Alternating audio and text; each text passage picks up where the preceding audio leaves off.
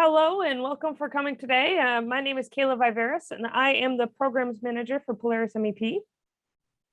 I wanted to get started today by doing a quick poll of a show of hands. I know most of you have your cameras off, so we can do that just by the reactions button.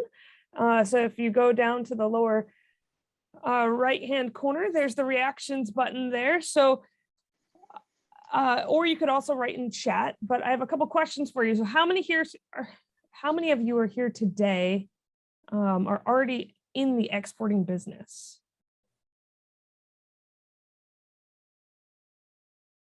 Wow, there's quite a few of you. Okay.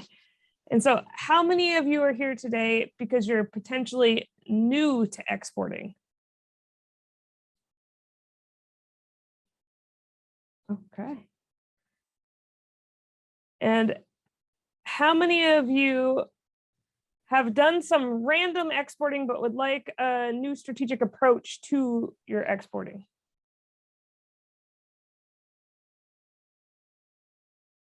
Awesome. So thank you. And seeing that folks are at all stages of exporting, their exporting journey reinforces why we're doing this webinar today. So to make the decision and path to exporting simpler for our Rhode Island manufacturers. All right, and so Linda, do you mind starting to share the slides for us, please?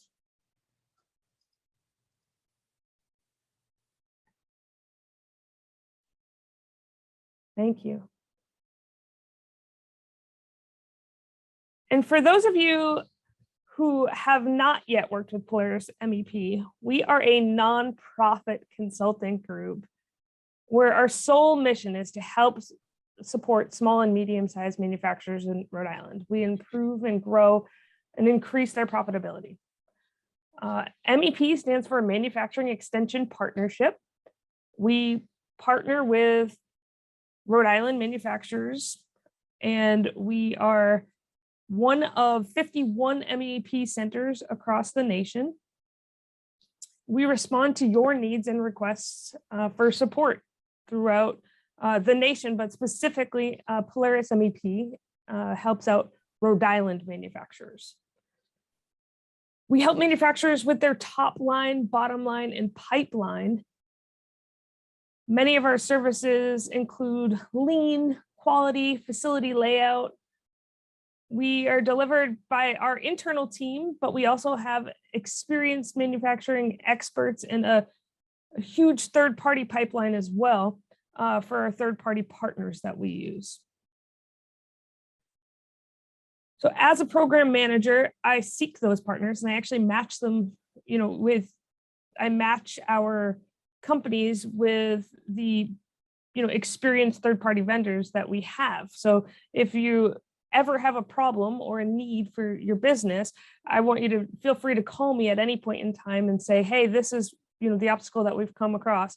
And my job is to be able to recognize that generally you have to call for 3 quotes on something. Well, let me do that legwork for you. Let me get the 3 quotes and let me feel confident that I can vet those candidates for you and bring that to you at no cost to you for using Polaris MEP's services to that point. When it comes to the time for the project, obviously there's the project fee of whatever that is, but using Polaris MEP is no cost to our manufacturers, no extra cost to our manufacturers. So it's definitely a great thing to do.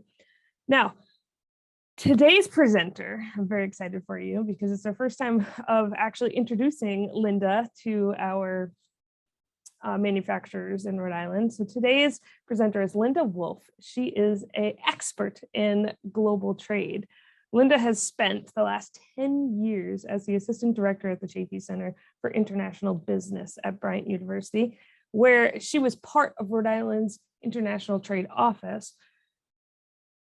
So Linda, she has led the STEP grant program, and now Linda continues to serve as an adjacent professor at Bryant, where she directly helps companies take their products and services overseas. Take it away, Linda. Thanks very much, Kayla. Just as a point of clarification, I'm an adjunct professor at Bryant. I teach global logistics and trade management. And then I also do independent consulting work and training and working with businesses.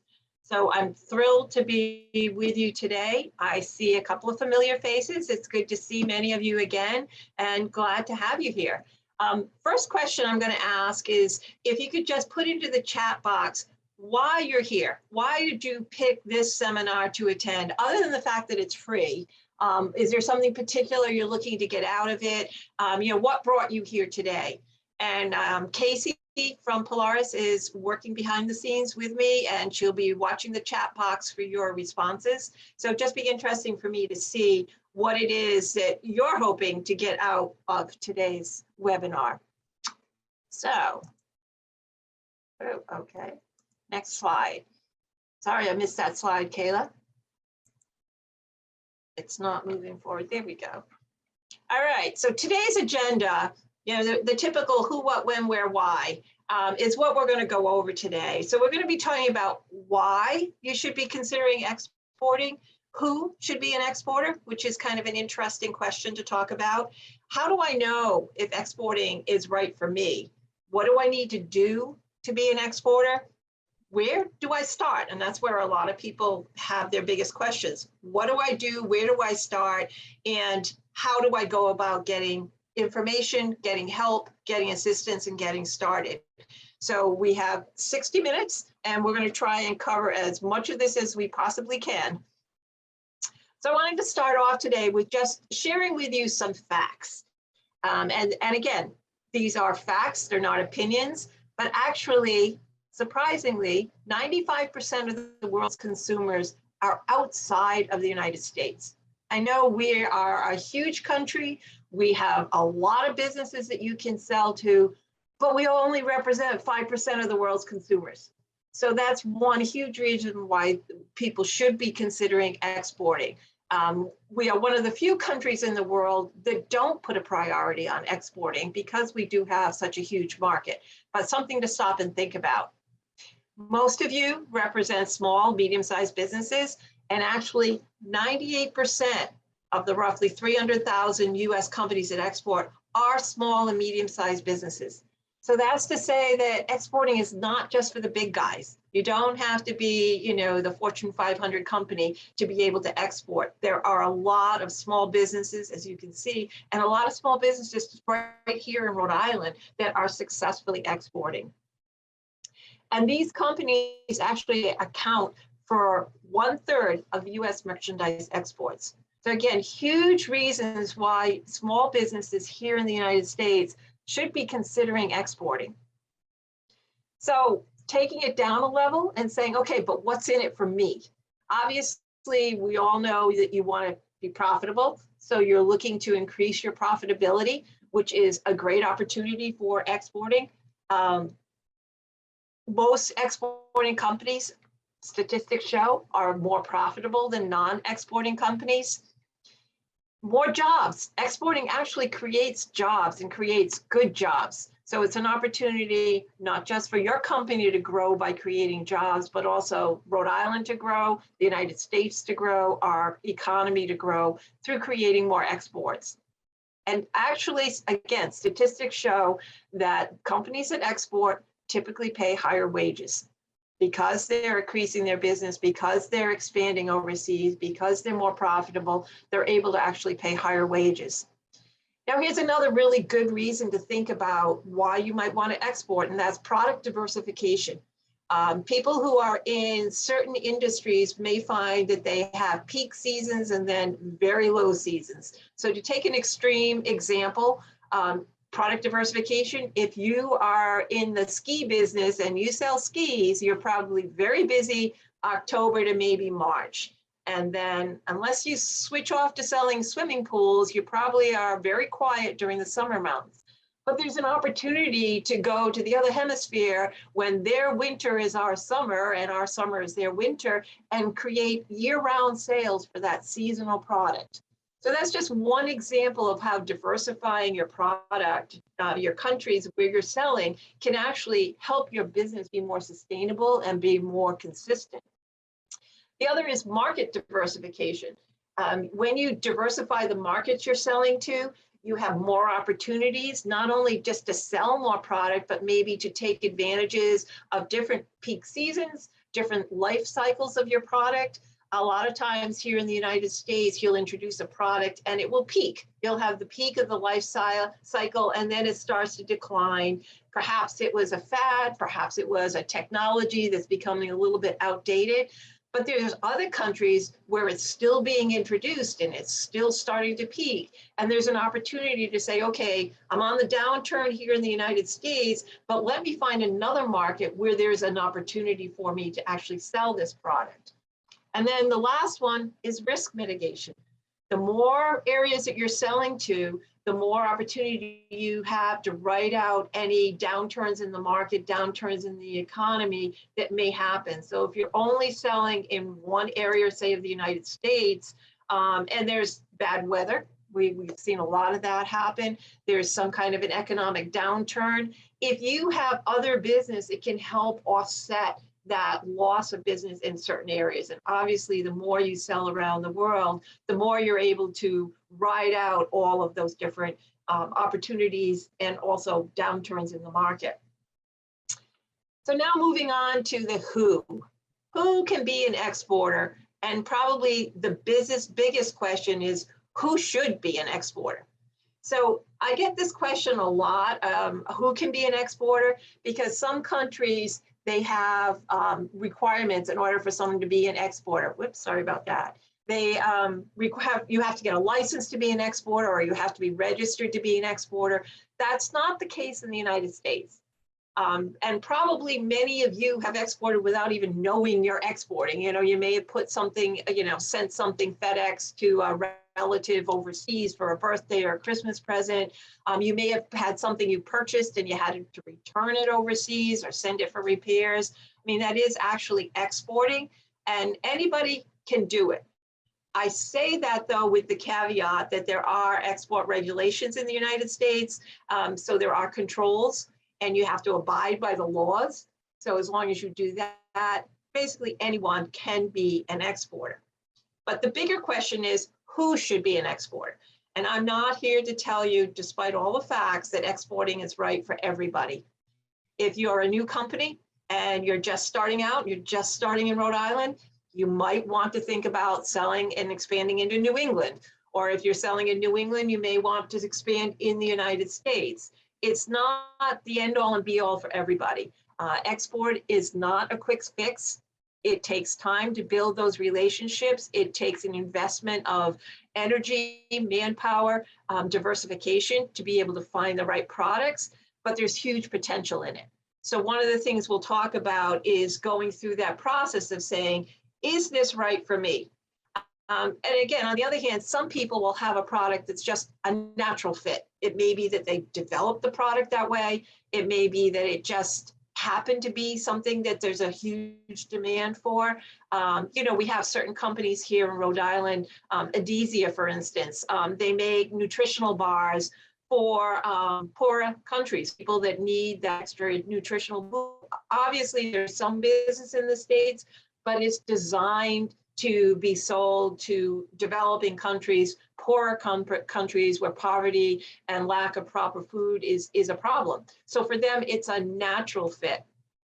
I just want to tell you one little anecdotal story. Years ago, I was on part of a trade mission that we led from Rhode Island to Panama and the Dominican Republic. And we had someone with us, who was from a used parts company.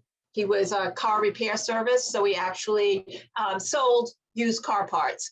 And obviously, if you think about it, going to the Dominican Republic, it's a poorer economy. They drive a lot of used cars, and he was very successful. And he came back from the trade mission where he'd made a lot of good contacts with people and actually was able to ship an order within 2 months. And I said to him, do you know how lucky you are? And he's like, no, why? I said, for most people, it takes 12 to 18 months to really be able to make a sale to a foreign market because of all the processes that you go to of developing the relationships, the negotiations, and creating the right product. But he happened to have the right product. He was in the right market. he could supply it immediately, and he made that quick sale. So again, it can happen. It depends on what your product is, it depends on your capabilities, and it depends on the markets you're targeting. So again, another good reason to think about exporting. So how does one become an exporter? I talk about this, with people that there's sort of that, I call it the shotgun approach, and then there's the strategic approach. So let me ask you guys a question. How many of you have ever received an inquiry for your company's product, either at a domestic trade show or through the internet or through your website? You can just, give me a hand up, raise, or yeah, a lot of people. And this is how a lot of people actually get into exporting. It's not a strategic approach. It's something that kind of randomly happened to them and they followed up on it. Sometimes it's because you get someone comes to you at a trade show and says, hey, can you ship this to me? And it's like, great. I mean, why wouldn't you take that business opportunity? Sometimes you have a current customer who would say, can you please, send this to my customer or my factory overseas, or someone's asking for this, can you send it to me? So sometimes you get into it that way. Sometimes it's because you have a personal connection. A lot of times you have someone who's moved here from a foreign country, they have relatives back home, they have connections back home, and it's kind of a natural way for them to then start exporting. And this is no less important than any other type of exporting. It's good for your business.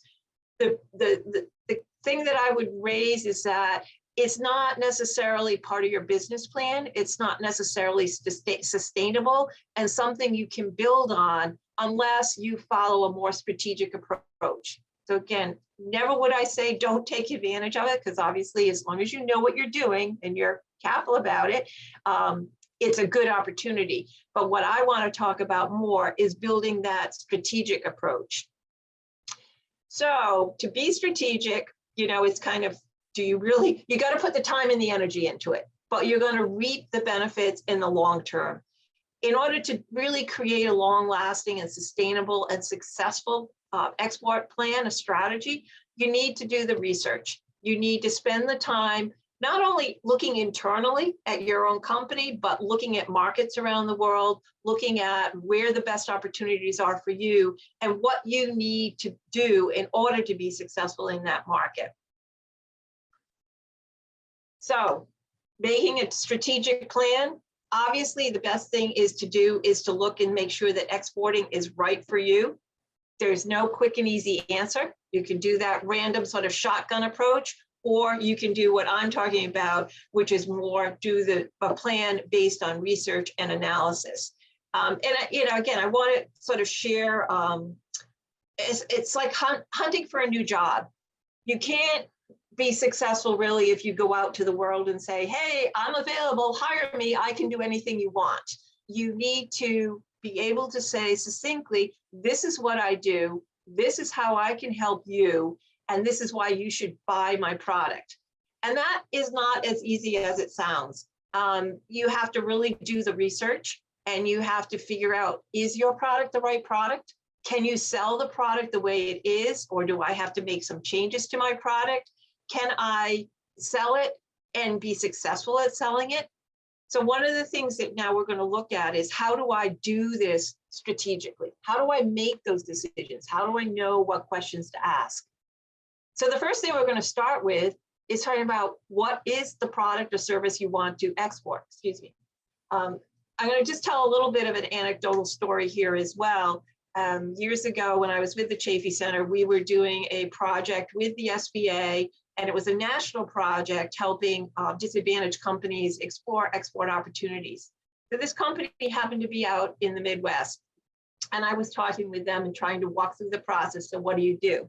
Well, we're a marketing company. Oh, that's great. What specifically do you do as a marketing company? Well, we can do anything. We can do press releases, we can do branding, we can develop your your website, we can come up with promotional materials for you, we can create videos, we can run events for you. And it's like, okay, that's pretty broad. Do you have any specific industries that you are very familiar with, you have experience with? Well, you know, we've done quite a few things. We can really do anything. Okay. Do you have any specific languages or any specific cultures that you're more familiar with than others? And so this was pretty much of a case of I can do anything for anybody, anywhere in the world type of marketing. Well, think about it. How do you create a marketing strategy? How do you create an approach to a company to try and sell yourself if you just try and say, I can do anything? And it's going back to that, you know, looking for a job and saying, here's a marketing job, I can do whatever you want. So through conversations with this company, digging a little bit deeper, I learned that they had really had quite a bit of experience doing small symposiums within the medical industry. And by doing these symposiums, they were able to use all of their marketing skills to support the company that was doing the symposium. And they had the medical experience within the medical industry to actually do that. They could put together a symposium of maybe 100, 150 people on a special topic. I mean, it might be for the, you know, American Heart Association or a specific disease, you know, Parkinson's disease. And they could not do this presentations, but they could set up the website for the event, do the registration, do the promotion, do the marketing, do the after follow-up for the event. And they had the knowledge and understanding of the industry. Now we had something we could sell. Now we had something where we could design a marketing strategy, knowing who our target audience was, knowing what it was that we wanted to say that we could do to help them. We could address a specific need to a specific audience. So when I talk about the what, it's figuring out what is it specifically that you do that you think you can sell to a foreign market, and who are you going to sell it to? So once you think about those things, the other things you need to think about more is, okay, do I need to change my product? If I'm going to sell it overseas, what do I need to do to be able to sell it overseas? So the easiest example is if you have an electrical product that has a plug that goes into a wall outlet, is it going to work in the foreign country? Not every country uses the same voltage that we do, the same electrical outlet that we do. So it needs to be adapted to meet the local market requirements. It also has to appeal to the local market. And this can refer to the color, the language, the application of it. So we can't assume, and Americans can sometimes be a little bit haughty in this way of thinking everybody around the world does what we do, just like we think everybody speaks English, and that's not the case. There are multiple examples in marketing of mistakes the company have made by just using inappropriate language, inappropriate colors on a product. So something as simple as that could kill your chances for success. Production capacity. Obviously, if you get an order, you want to be able to produce it and ship it. So take a hard look at your production capacity, and are you able, if you're lucky to get some big orders, are you going to be able to deliver on those orders? Now we got to look at our competitors. You know, who else is selling what you sell? How do you differentiate yourself? Can you be competitive? Is this the market for you to be in, or what do you need to do to be competitive in that market? And when we talk competitive, can it be priced competitively? So these are things that you need to do the research on to come up with the understanding of whether it's going to work for you. And in doing some preparation for this webinar, I came across this example from Dunkin' Donuts. So we think of big companies, they know how to do this. So Dunkin' Donuts tried to open a franchise in India for a breakfast product. And one of the responses that they got back, and I'm going to read this to you, I like to eat donuts for breakfast, said no Indian customer that I have ever met. Consuming heavy sweets first thing in the morning is not at all part of the Indian culture. Dunkin' Donuts is known to have a breakfast-focused fast food joint, but the breakfast habits in India are totally different. So when Dunkin' Donuts showed up in India back in 2012, nobody went to buy their food. And they didn't want to consume a breakfast made up of fried, sugar-coated, spongy substance called a donut. So they actually had to close all of their shops in India. So obviously a lot of investment was made and they didn't do the proper research. So don't assume that just because big companies are big and have money that they do it right too. So once you've decided what you think your product is that you can sell, you've got to decide who it is you're going to be selling it to. Who's your target market? And I'm going to just say as a caveat here, when you're selling consumer products, your consumer is going to be the end user, but your customer who's going to buy the product could be someone different. So I used to be in the pasta business, so I'm going to use the pasta as an example. Pasta is typically bought in a retail store by whoever does the shopping for the household. Typically, if you're a pasta manufacturer, you're not selling directly to that mom or pop who's going to buy the pasta. You're selling to a retailer. So your end user that you're going to do your marketing campaign to may be that mom and pop who's going in to buy your pasta, but the person that you are looking to sell to is either going to be the retail store that you have to market yourself to as well, or even a distributor who's going to sell to the retailer. So in defining your market that you're going to sell to, you need to know who your end user is, but you also need to understand how you're going to get to that end user. And then we have the B2B sales, where you are actually making a component that's going to go into a product. If you're selling motors that are going to go into vacuum cleaners, you don't have to care about who's going to buy the vacuum cleaner. That's not your end user. Your end user for the motor is the company that's going to use it to build a product. So now you have a different target market where you're targeting specifically an industry, a type of manufacturer. So identifying who your end user is going to make it much easier for you in being successful and developing your marketing campaign. So where do you go? You've decided what the product is, who you think you're going to sell it to. Now you need to find the right market. And again, this is where you need to do the research. For any of you who studied marketing, we have the 4 P's of marketing: product, price, promotion, and place. So when we talk about where you're going to sell it, we're talking about place. And this actually encompasses a lot of different things. It's not just the physical location. It's where you're going to, how you're going to get it there, who you're going to sell it to, how it's going to be delivered to that end consumer. So place actually encompasses a lot of different things. It's going to be the logistics of how you're actually going to ship your product. It's going to be your market entry strategy on how you're going to get it into the market.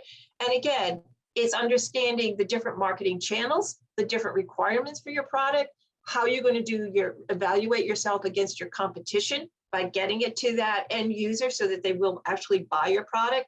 And again, this is all part of your research, because all of these marketing, the 4 Ps, the product, price, promotion, and place, are what's going to create this marketing strategy that you need to be successful. So when we talk about place, again, a lot of things to consider here. This is, when we're selling it, it's not like selling in the United States, because it's not a market we actually know and understand well, usually. You need to look at political and economic stability. There are a lot of countries in the world that there's a lot of turmoil, there's a lot of economic uncertainty, and you don't want to leap into such a situation without at least understanding what it is you're getting into. There is a ranking called Ease of Doing Business that evaluates countries, and it looks at things like political and economic stability. It looks at corruption. It looks at red tape, how easy it is to do business there. One of the largest markets in the world is Brazil. It's a huge market, consumers there, but not necessarily a great market to try and do business in if you're trying to export into Brazil, because they have huge tariffs.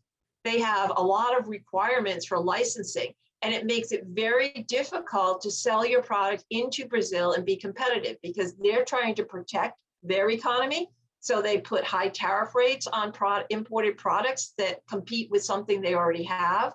They require often that you have a presence or a licensed agent in the market. So it's not just demographics and are they the right people, it's also looking at other things within the market that's going to make you successful. So again, trade barriers and incentives. If we have a free trade agreement, usually it's a really good sign. If we don't have a free trade agreement, but they have one with another country, could put us at a disadvantage. Obviously, you're going to look at growth potential if you want to be in an area where there's a growth for the particular service that you're selling. And then you want to look at the industry. You want to look at the industry to see whether that's a growth industry. When you're looking at where you want to go in the world, depending on what you're selling, you can have two different approaches. One is you can look at the industry and say, okay, I'm in the, I sell to the automotive industry. Where in the world is the automotive industry growing? And you can do your research based on the automotive industry. But if you're selling like a consumer product, you're going to say, okay, where can I sell high-end handbags? Where do they have? Now you're going to be looking at demographics. You're going to be looking at disposable income, probably women, certain age group. So you have a different focus on what you're going to be looking at and how you're going to be doing your research. Then we have to look at the global logistics. This is an area of discussion all by itself because global logistics is complicated. And you need to look at the costs involved with it, the best method for shipping your product. Can you get it to where you want it to go in a timely manner? Again, channels of distribution, when we talk about channels, are you selling it to a distributor? Are you selling it, the distributor, to a retailer? Can you sell directly to a retailer? Are you going to set up your own warehouse inventory overseas? And then on all of these discussions, you have to look at what the local laws are. And, you know, sort of just as an example, if you think I'm going to get a sales agent and they're going to work for me and they just work on a commission, but they're going to be my boots on the ground and open the door for me. Some countries have laws regarding the use of an agent that they actually are considered an employee of the company, and it becomes very difficult for you to terminate that relationship. So again, go back to do your research, understand what it is that you need to do to be successful, and then make your plan and execute it. So now, giving you a lot of information here, how do I get started? What do I do? So one of the things that I want to reassure everyone on this call is that there is a lot of help available. There's free help available. There's low-cost help available. There are consultants available that can walk you through some of these steps and processes. We have a couple more seminars, webinars coming up with Polaris that will go into a little bit more depth on some of these, and you'll be exposed to some of the other resources that are out there. But you have already taken the first step just by coming to today's event and learning a little bit more. And one of the first things that you should do is take an export readiness assessment. The export readiness assessment is a tool that there's no right or wrong answers. It goes through topics that you need to ask yourself to say, am I ready for this? Questions like, do I have production capacity? Do I have some this, or is it just going to fall on my head with everything else I have to do? Do I have the time and the resources, including money, to invest in this? What's my tolerance for risk?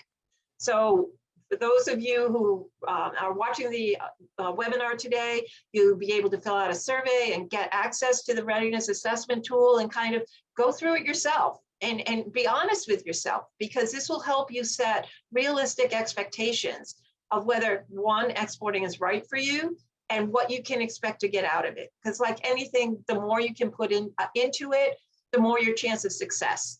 That doesn't mean you can't do these random exports and have some success, but the more you can do, the more opportunity for success. Attend training events. As I said, we have 4 more webinars coming up that we'll be doing on more specific topics to provide you with more information on this. There are other training events that you can attend. I'm sure you can see online. There's many local resources. There are a lot, as I mentioned, including Polaris, that can help you with things such as, what's my capacity? Can I create extra capacity to produce this? How do I tailor my product to some specific requirements? So anything to do with your facility, with your manufacturing, Polaris is here to help you with that. We have local resources through the SBA, the Small Business Administration, the U.S. Department of Commerce, the Small Business Development Center, who has certified global business professionals that can provide consulting to you. So again, there's a lot of resources available to help you on this. You don't have to do it alone. And then a recommendation is most big companies, most, and that includes these Fortune 500 companies, assemble an export team. And this includes outside professionals. Most companies do not have the expertise in-house to know everything and do everything. So your export team is going to be made up of experts that can provide you with the advice that you need to be able to be successful. So this could be your freight forwarder, it could be your banker, it could be your accountant, it could be a marketing professional who understands international marketing. So one of the things that you need to think about doing is, who do I put on my team that I can rely on to help me to be successful? And then research and learn. We'll provide you with some resources for research that you can use on your own to investigate. We'll start looking for some answers, and you can start building your plan. So again, take the event survey. We'll send you a copy of this export readiness assessment, and you'll be able to start on figuring out, what can I commit to? How interested am I in doing this? And let's get started. So as I mentioned, we have some upcoming events. On May 5th, we're going to talk a little bit more about global marketing. And on the 12th, we'll be talking more about the global logistics aspect. On the 19th, we'll be talking about financial aspects of global business, how you figure out your pricing, what you need to be aware of, where you can get financial assistance, how you can make sure you're going to get paid.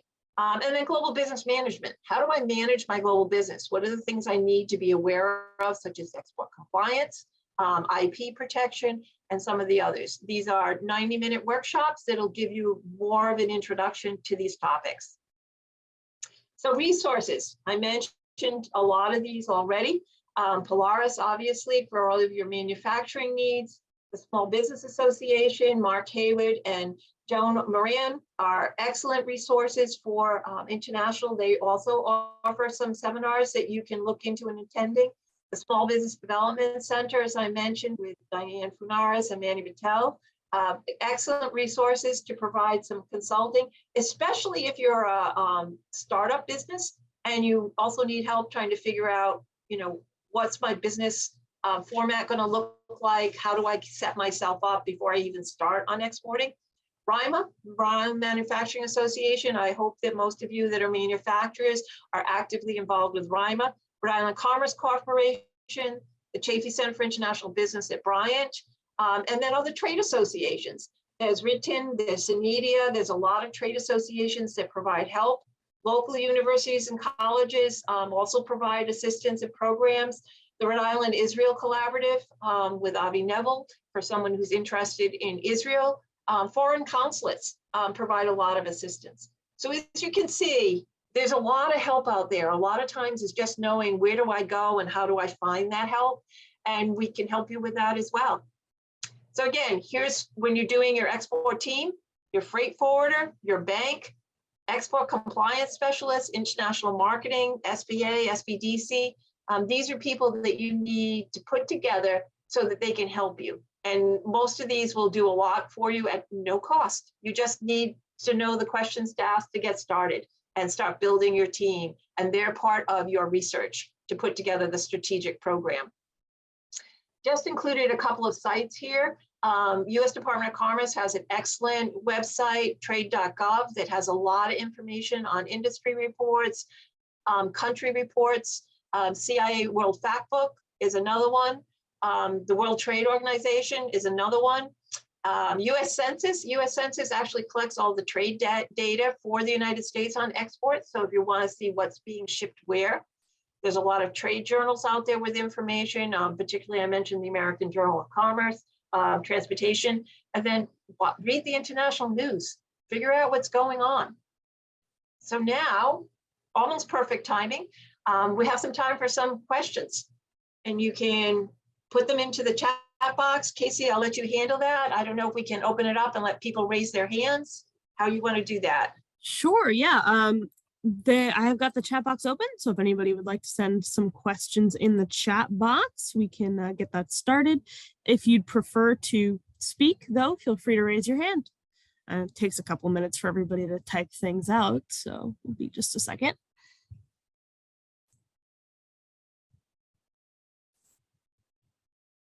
All right, so I actually got a direct message asking, all right, they said, that's a lot of information to start with. What do I need to do first? So the first thing I would say, and this is a little bit of self-promotion, but I would say sign up for the next sessions. Exporting is a very, I don't want to say complicated because I don't want to scare anyone off, but it has many facets to it. It's, you know, the same as starting up a business anywhere. You need to do a lot of research and learn a lot about the market, and there's laws and regulations that you need to know. So I would say training is your number one step. Talking to other people who are doing exporting, reach out to some of the other organizations I mentioned, such as the SBDC, the U.S. Commercial Service, that can provide assistance to you. So I think first, do the assessment, export readiness assessment. See if you're really ready to take the next step. Come to some trainings. There are, again, you can Google trainings, you can come to our trainings that we're doing with Polaris. You can reach out to some of the organizations. And you can also, if you've had inquiries from overseas, from an overseas customer, you can go back to them and say, how do I expand on that business? What do I need to grow? Because if you're already selling into one market, unless you think you've penetrated the market, maybe you'd go back to them and say, I want to build the business. Do a little bit of research on that market. Make sure you're familiar with maybe some of the laws and the, you know, political economic situation, and say, how do I grow what I've already started? Because you can't attack the world at one time because every market is different. So if you already have a foothold in one particular market, and again, when you're looking at your skills that you have in-house, you may find that your product is best adapted to a market that's similar to the market that you sell to. And let's face it, if you haven't exported before, Canada is probably the most logical first step because they're very similar business culture, obviously language, proximity. So it's the easiest market to try and export to. But just as a word of caution, if you're selling commercial products, consumer products into Canada, Canada requires the products to be bilingual, French, English. So it's not that you can just ship your product there, but it is probably the easiest market if you're just starting to export and want to dip your toes into it. So get started, take the readiness assessment, get some training, start asking some questions, reach out to some of the organizations I've mentioned to get some help. Alrighty, next question I can actually answer. Linda's, the best way to get in contact with Linda is through Kayla, and that contact information is on the next slide. Nick asks, where can we find out more about export controls relating to machinery? Good question. So export controls are a complicated topic.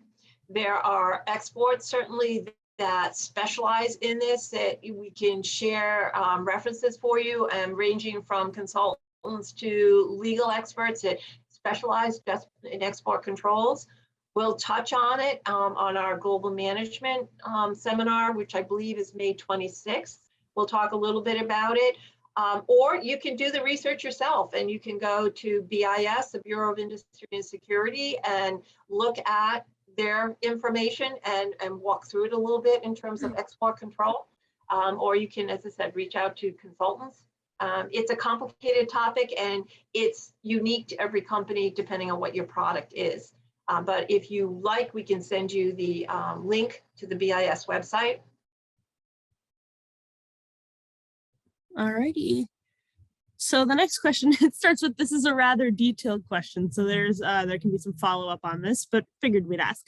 So what are the cost, pros or cons of opening a warehouse in a foreign market to distribute product to customers there versus shipping them directly from the US location? Good question. First off, obviously, I think we all understand that the ideal situation would be to have a warehouse near where your customer is. If your customer is not able to buy large quantities from you to keep the shipping costs down, is always good. The problem with setting, what? You cut out for a second there. You said, I think you said local is always good. Is that what you said? Yes, so having a local inventory is always an ideal situation, but it comes with an investment cost. So if you're starting out, it's a risk and it's an upfront investment to create that local inventory if you don't know that you have enough business to recover that cost in a reasonable amount of time and to maintain it. So most companies will start with another form of shipping where they ship from the US or they work through a distributor. So if you work through a distributor in the foreign market, they're going to hold the local inventory for you. They become your customer. So you don't have the risk of how long it takes them to sell the product, although you're going to have to work hard to help them to sell it. But rather than setting up your own warehouse, it's a lower expense for you. But again, we'll talk a little bit more in some of the upcoming seminars about how you evaluate that. And there are options. There are different options to do it. But again, you have to think about the upfront costs. Are you willing? Just even think about if your company is like, do you want to set up a warehouse out in Los Angeles because you think you'd like to do business on the West Coast? You probably would ship from the East Coast out there first and maybe eat some of the shipping costs to make sure that you have enough business and build that business up before you put in the investment of a local inventory. So it's very similar, but there are some other options you could look into to make that work. All right, and the next question is, they're asking about financial assistance for things like exporting. So again, financial assistance, you can talk to your bank, you can talk to the SBA. There are loan programs to help export working capital, to help you, for instance, if you need help to buy the materials to manufacture a product and you're not going to get paid for 3 months. There are export working capital loans. The SBA has information on those. There's an organization called Exim Bank that also does that. There's also a program called STEP, S-T-E-P, State Trade Expansion Program. This is a federal grant. In Rhode Island, it's managed through the Chaffee Center at Bryant University, and it provides eligible small businesses with financial assistance on specific export-related activities that are designed to increase your exports. So I would suggest if you're a small business here in Rhode Island, you can reach out to the Chaffee Center and get information on this financial assistance. It's a reimbursement program, so you have to be able to do the upfront investment, complete the project, and then apply for reimbursement. But it can help with things like creating a website, getting export training, participating in trade shows, creating marketing materials. So it's a huge assistance to companies starting from the beginning of training and then helping you target the right markets and then developing the marketing materials to be successful. Awesome. Any other questions? Give everybody a couple of seconds here.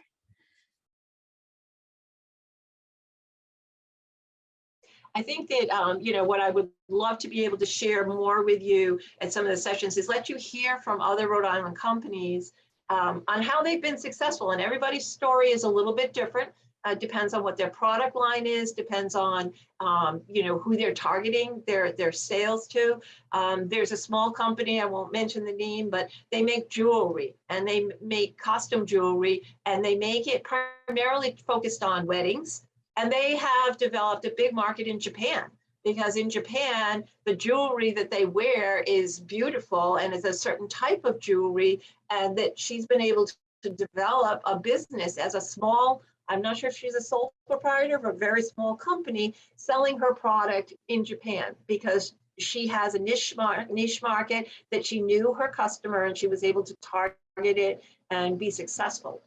Some of you may be familiar with another company here in Rhode Island called Cleverhood, and another small company, and they make a very targeted product. They make raincoats specifically for bicyclists. Now, obviously, if it's a raincoat that you wear on a bicycle, you can wear it anytime, but that was their target market. And they've been very successful targeting Europe, because in Europe, a lot of the people ride bicycles every day to work. And obviously, it rains a lot.